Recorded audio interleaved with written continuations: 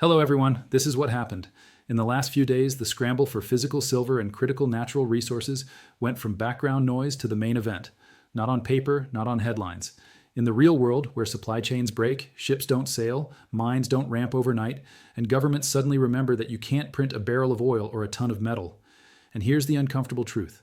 A multipolar world is not coming. It's already here.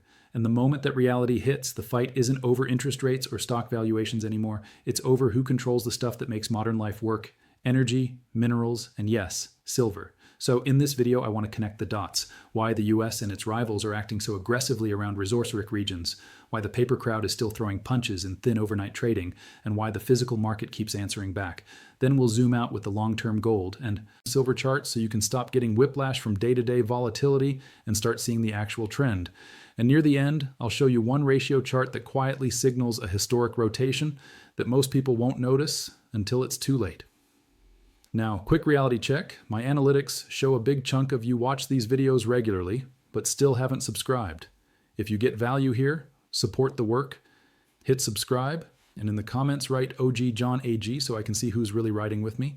Also, if you want daily updates, quick posts, and my personal takes that I don't always put on YouTube, plus instant voice notes when something breaks, I've opened a WhatsApp channel. The link is in the description. Join it because the market doesn't wait for upload schedules. And one more thing, by the time you're watching this, a members-only video should already be live. One single video with the key updates so far, plus deeper analysis for people who want the full picture. If you want to know who's actually following closely, that's where we'll be. All right, let's jump in. And I know some of you are thinking, okay, but what's the one event that kicked this off? It's not one event. It's a chain reaction. When you hear about sudden pressure on an oil-heavy country, that's not just about democracy or stability. It's about barrels. It's about pipelines. It's about who gets paid in what currency and who gets locked out. When you hear about an Arctic territory suddenly being treated like a prize, that's not about flags. It's about the minerals under the surface and the shipping routes above it. It's about who controls the future map. And when you hear about tension escalating around a key Middle Eastern nation, that's not just about ideology. It's about energy flows, regional influence, and whether the region settles trade in one currency or multiple. Now, I'm going to say something blunt. In this environment, headlines are often decoys. The real story is what the headline allows someone to do next. And here's the cliffhanger that most people miss. Every time a power tries to secure a resource region by force or pressure, it accelerates the other side's motivation to build alternatives. And those alternatives almost always involve moving away from the old settlement system. So the more aggressive the moves get, the more likely it is that the financial plumbing changes faster than the public expects.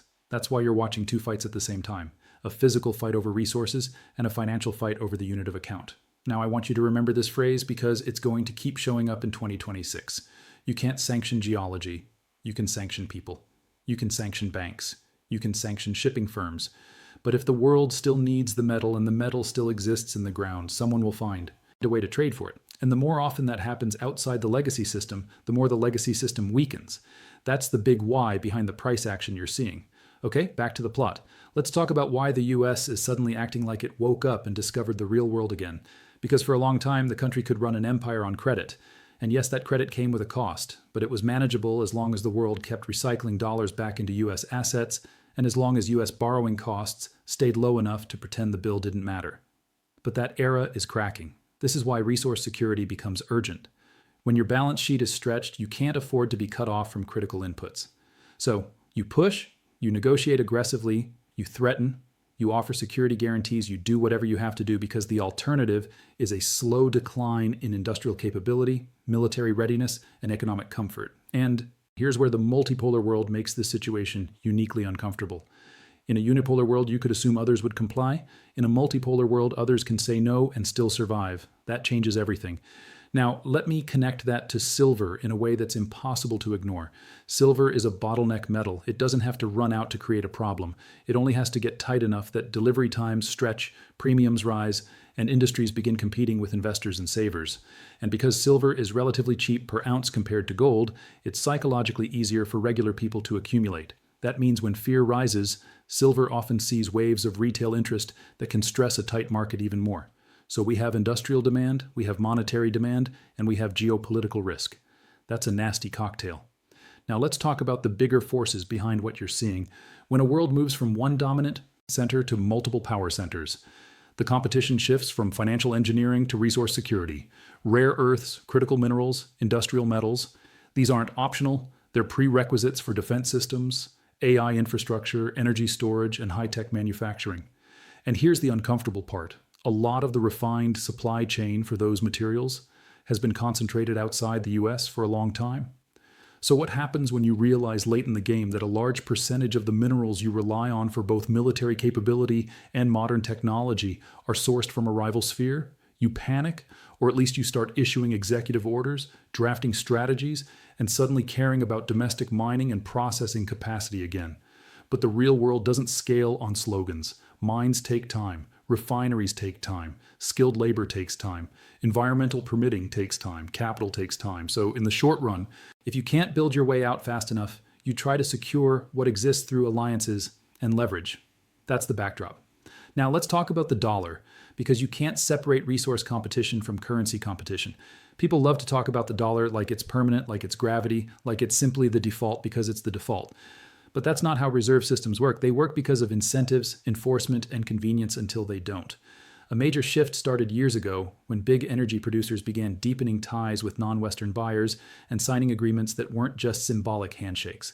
They were practical investments, infrastructure, tech transfers, logistics corridors, and multi-dead deals that slowly reduced the necessity of transacting everything through one pipeline of dollars. A few years back, a high-level summit in the Gulf made headlines because it wasn't one agreement. It was a stack of them spanning energy, transportation, construction, advanced technology, cloud infrastructure, and industrial build-out. The number of deals was large, and the announced value was enormous. But the deeper point wasn't the press release. The deeper point was this. When you lock in investment and infrastructure partnerships, you are also locking in future trade flows. And trade flows decide currency usage. That's why the petrodollar conversation matters. Not because it's a conspiracy phrase, because it describes a mechanism. After the US broke the last tether to gold in the early 1970s, it needed a new anchor for global demand for dollars. The basic idea was straightforward. Keep oil priced and settled predominantly in dollars, and you force global demand for dollars because the world needs oil. That system helped the dollar stabilize in a crucial period. But it was never magic, it was a deal. Deals can be diluted, renegotiated, or bypassed. And now the bypass is accelerating. Some countries want payment optionality. Some want reduced exposure to sanctions risk. Some simply want leverage. Whatever their motive, the result is the same. The dollar's role is still large, but it's no longer unquestioned. So here's the problem for the US. If you can't rely on effortless resource access through your currency, you must secure resources through supply chains, partnerships, or direct control. And that's why the resource scramble feels so frantic. Now, before anyone mishairs me, the dollar is still everywhere. Global FX turnover still sees the dollar on one side of most trades. That's real, but everywhere doesn't mean safe. Because even if the dollar stays dominant, its purchasing power can still decline. You don't go broke because your currency stops existing. You go broke because it buys less. And that's why commodities matter, especially monetary metals like gold and silver that don't depend on a counterparty to remain valuable. But here's where things get spicy. The US has burned a mountain of treasure across decades. Foreign wars, security commitments, nation building, and endless projects with questionable returns. In some places, it spent decades and walked away with little to show except receipts. In other places, trillions were spent, and stability is still elusive. Meanwhile, the bill at home keeps growing. Defense spending is enormous. Interest on the national debt is enormous. And the debt pile itself is enormous. That's not a political statement, that's arithmetic. And when you combine that with corporate debt, consumer debt, and the giant derivatives iceberg nobody wants to talk about, you begin to see why policymakers look like they're trying to outrun a fire, because they are. Now add the multipolar reality on top of that. When your currency system faces friction abroad and your balance sheet is stretched at home, you become extremely sensitive to anything that threatens resource access. So where does silver fit into this? Silver is not just a shiny investment. It's an industrial input that powers modern tech. It's used in electronics, solar, medical applications, and high-end manufacturing. And it's also a monetary metal with a history of being used as money across civilizations. That dual role matters because it means silver demand can hit you from two directions at once: industry and monetary defense. And here's a critical vulnerability. A big chunk of US silver consumption is met through imports. Depending on how you measure it and what year you're looking at, the reliance is heavy. That means supply chains matter, trade relationships matter, and in a world where relationships are being renegotiated, that's not a minor detail. Now look beyond the US. Demand isn't coming from one place. We've seen record import behavior from major buying nations. When a country begins ramping silver purchases dramatically month after month, especially in dollar terms, it tells you something. Somebody is treating silver like a strategic asset, not a weekend hobby. And you can feel it in the market. Because while the paper side of the silver market can move price in the short term with leverage and liquidity gains, the physical side has a different constraint. You either have the metal or you don't, which is exactly why we keep seeing the same pattern. Overnight in thin trading, price gets slammed, stops get triggered, the headlines get written, the narrative gets pushed, and then during regular hours, when physical buying shows up, price starts crawling right back. It's like watching someone try to hold back a flood with a broom. And I want you to understand why this matters, because it's not just volatility. It's a tug of war between two worlds, the paper, the world that can create claims, and the physical world that can only deliver what exists. Now, I'm going to show you the macro view in a second, but first, let me ask you something that I want you to answer in the comments. Do you think the next big shock will come from a currency event or a supply chain event? And here's a second one. If silver makes another violent move up or down, what do you think will be the real trigger? A news headline or physical shortages getting exposed? Drop your thoughts. Also, quick friendly reminder. If any of you are doing well, maybe you caught a move, maybe your business is thriving, maybe you made a smart decision in the last year, share a sentence about it in the comments. Success is contagious, and your story might be the push someone else needs. Now let's zoom into the demand side again, because this is where it gets fascinating. We've seen certain nations buying silver at record rates in dollar terms. That matters because it hints at strategic behavior. If a country is importing a lot of silver, it could be for industry, it could be for investment demand, it could be for reserve diversification, or it could be for all three. And when you pair that with broad buying in the Gulf region, where wealth funds and institutions have a history of hedging with precious metals, you begin to see a picture. The non-Western bloc is quietly stocking up on hard assets, while the Western bloc argues about narratives. And then on top of that, you've got the rare minerals issue. For years, a huge share of rare mineral processing, especially the refined, usable part, has been concentrated in Asia. That's not an insult, that's a fact of industrial development and supply chain investment. But the strategic consequence is severe. If you rely on a rival sphere for the refined materials that power your military tech and your AI infrastructure, you are vulnerable. So what do? You try to reshore, you try to friendshore, you try to build processing capacity at home, and you try to secure access abroad, all at once, which is why the competition for resource territories is heating up at the exact same time that metal prices are rising. Now let's go back to the currency mechanism, because this part is where most investors get lazy. They assume the world uses dollars because it has to. But currency usage is a network effect, and network effects can weaken slowly until they weaken quickly. What happens when major energy producers sign massive long-term investment frameworks with large buyers outside the traditional alliance system? It means future oil, gas, and industrial projects are increasingly coordinated in a way that does not require Western financial infrastructure. What happens when the same producers and buyers build logistics routes, industrial zones, and tech partnerships? It means trade gets stickier. And sticky trade reduces the need to recycle dollars through U.S. assets.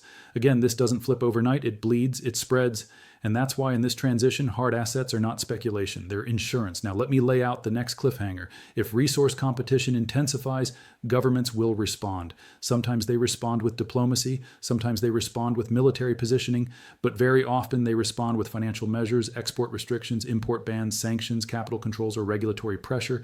And every one of those measures has second-order effects. They distort supply, they raise costs, they push buyers into alternative channels, and they increase the appeal of portable, permissionless assets like physical metal. That's why this cycle feeds itself.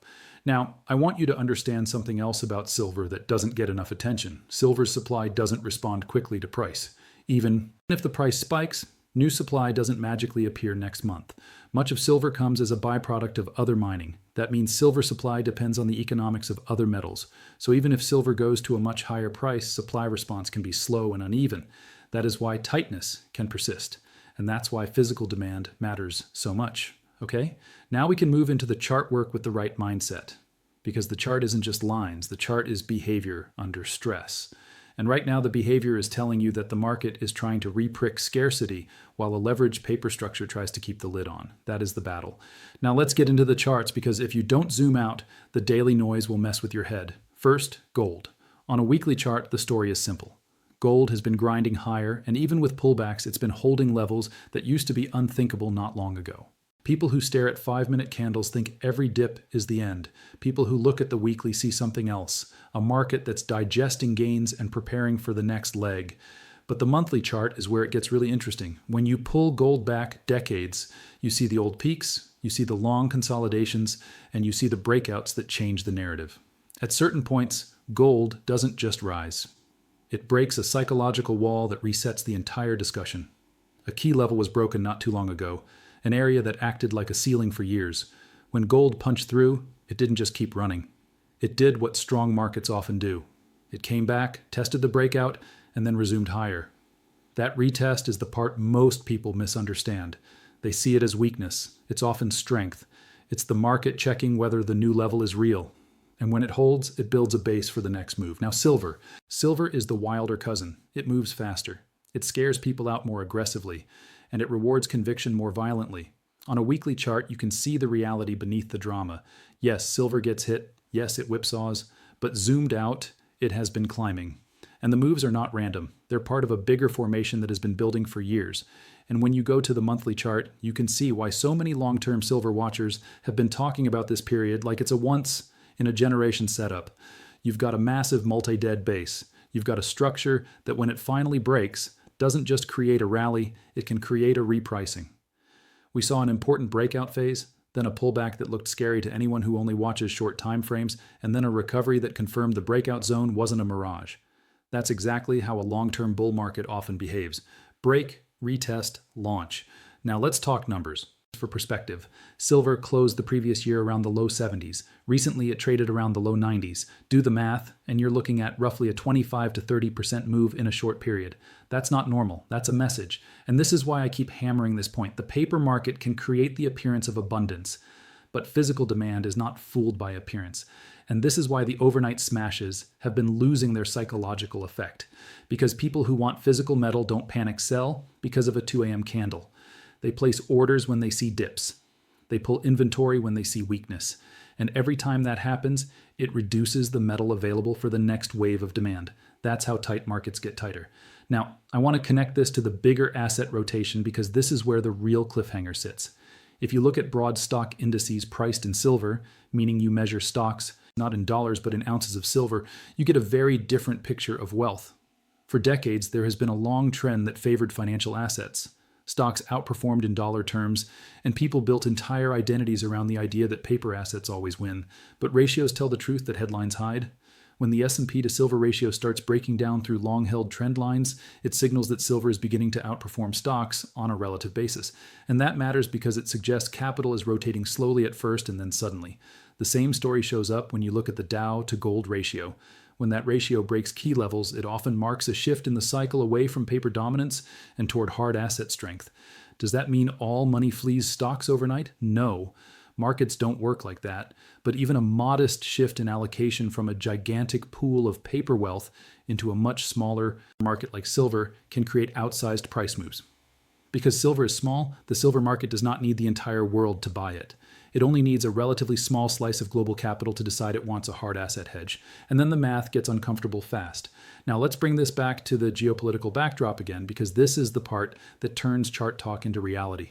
When energy producers sign huge multi-sector deals with emerging powers, when trade corridors are built that bypass traditional choke points, when sanctions risk pushes countries to build alternative settlement rails, and when the US discovers that it imports too much of the metals it needs. This isn't theoretical. This changes behavior. Governments stockpile, industries secure contracts, investors front or run scarcity, and banks that lived in the world of paper promises begin to realize that paper promises are only as good as delivery, especially when delivery gets harder. That's why you're seeing paper attacks collide with physical demand. And that's why the silver story isn't just a trade. It's a symptom of a world that's reordering. Now, before we continue, I want to do something creative for 2 seconds because I know many of you love real-world proof, not just charts and theory. If you want to hear actual silver-related success stories, regular people who spotted opportunities, protected their savings, or built wealth in unconventional ways, there's a separate channel linked in the description. Take 10 seconds after this video, check it out, and subscribe there too. It's a different vibe, and you'll probably find it motivating. All right, back to the main plot. Here's what a lot of people still don't fully grasp. In a multipolar world, resource security becomes a national survival issue. That means competition intensifies. and competition intensifies in ways that can look chaotic from the outside. Why do you think countries care so much about shipping routes? Because resources move on ships. Why do you think certain regions suddenly become strategic partners after decades of neglect? Because resources live there. Why do you think an island, a desert, or an icy landmass can suddenly become the center of diplomatic attention? Because underneath that ground are materials you can't replace with an app. And as this competition heats up, the temptation grows to use financial tools, sanctions, trade restrictions, currency pressure to force alignment. But every time that happens, it also encourages the other side to build alternatives. That's the feedback loop. And in that loop, hard assets become more attractive. Now let me bring you to a specific psychological trap that wipes people out in this kind of market. Silver moves up fast and people feel late. Then silver drops fast and people feel stupid. Then they sell, swear it off, and miss the next move. That cycle is not an accident. Volatility is a weapon. It shakes out weak hands and transfers metal or exposure to stronger hands. So if you want to survive this environment, you need a macro anchor. That's why we zoom out. That's why we look at monthly charts. That's why we use ratios. Because the goal is not to win every hour. The goal is to avoid getting emotionally harvested by the market. Now let's address the paper attacks directly. Why do they hit overnight? Because liquidity is thinner. It's easier to move price with fewer contracts. It's easier to create a scary candle. It's easier to trigger stops. And it's easier to manufacture a narrative. But here's the weakness. If the physical market is strong enough, the paper attack becomes a discount event. It becomes a buying opportunity. And if enough buyers treat it that way, the attackers spend more and more effort for less and less effect. That's what losing battle looks like. Now, we've already seen that physical interest remains intense. And we've already seen that buying is not limited to one country. It's broad, it's persistent, and in some places it's accelerating. So the question becomes, what happens next? This is where the cliffhanger lives. Because silver doesn't have to rise smoothly. In fact, it rarely does. Silver tends to move in steps. It coils. It frustrates. It explodes. It pauses. Then it explodes again. And when you combine that behavior with a world that is repricing resource security, you get the kind of market where normal models break. Now, I'm not here to tell you a specific day or hour this happens. Markets are too complex for that. But I am here to tell you what the structure suggests. The longer the base, the bigger the move.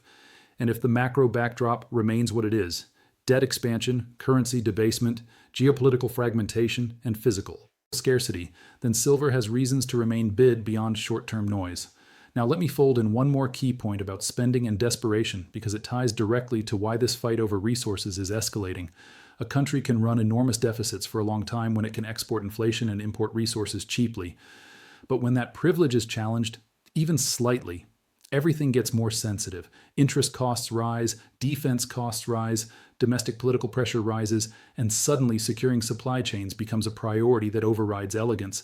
That's why you're seeing aggressive posture. That's why you're seeing urgent policy moves. And that's why, in my view, the narrative war around metals is only going to intensify, because if more people decide to convert currency into physical metal, that is a vote of no confidence in the system. And systems do not like no confidence votes. Now let's take a breath and go even higher level. Gold is the reserve metal. It's the one central banks have historically used to anchor trust when currencies wobble. Silver is the people's metal and the industrial metal. It is both monetary and functional. When both gold and silver trend higher together, it often signals that something bigger than a trade is happening. It signals monetary stress and a search for real value. And when silver starts outperforming, it often signals acceleration, because silver tends to lead in the emotional phase of the cycle. So if you're watching silver's volatility and thinking this is crazy, you're not wrong. But crazy is not the same as bearish. Crazy can be a symptom of a market trying to re-prick itself. Now, let me tie this back to you personally, because that's the point. You don't need to become a geopolitical expert. You don't need to memorize every summit and every agreement. You just need to recognize the direction of the world. Less unity, more rivalry, less trust, more hedging, less paper confidence, more physical demand. And in that world, the question isn't, will everything be stable? The question is, what do I own that stays valuable when the rules change? That's why this matters.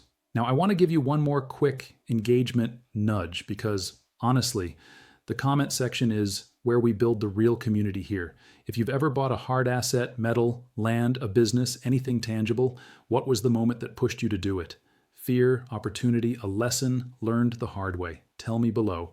And if you're comfortable, share one small win you had recently. It helps others more than you think. All right, final stretch. Here's my base case. We're watching the collision of three forces. Force number 1, the world is splitting into blocks and resources are becoming the center of power. Force number 2, debt and currency debasement are pushing people toward hard assets, whether they admit it or not. Force number 3, the paper market structure in silver is being stress tested by steady physical demand from multiple directions. When those three forces overlap, you get a market that will punish the emotional and reward the prepared. And if you want to be prepared, you need information flow. That's why I'm pushing the WhatsApp channel, because when something breaks, you don't want to find out 2 days later after the move. That's why I'm pushing the members only video, because if you want the full update in one place and deeper analysis, that's where it's going. And that's why I'm pushing the subscribe button, because the only way we keep building here is with your support. So here's your simple action list. Subscribe, join the WhatsApp channel via the link in the description. If you want the deeper recap and premium breakdown, check the members only video. And in the comments, write OG John AG if you want to back the mission. Because yes, there's also something else going on behind the scenes. I'm running a campaign to eliminate copycat channels that recycle content without adding value. If you respect original work and you want this space to stay clean, help me out. Subscribe and comment OG John AG. That signal matters more than you think. Now, as we wrap up, I want to bring you back to the very first line. Exactly what happened. What happened is the world moved another step toward a resource-driven reality. And silver quietly, stubbornly, keeps exposing the difference between paper confidence and physical necessity. We're not just watching a price chart, we're watching a system adjustment. So keep your head, zoom out, watch the ratios, ignore the noise, and don't let a thin market candle talk you out of a multi-year trend. If you found this helpful, hit like so the algorithm pushes it to more people. Share it with one friend who still thinks commodities don't matter.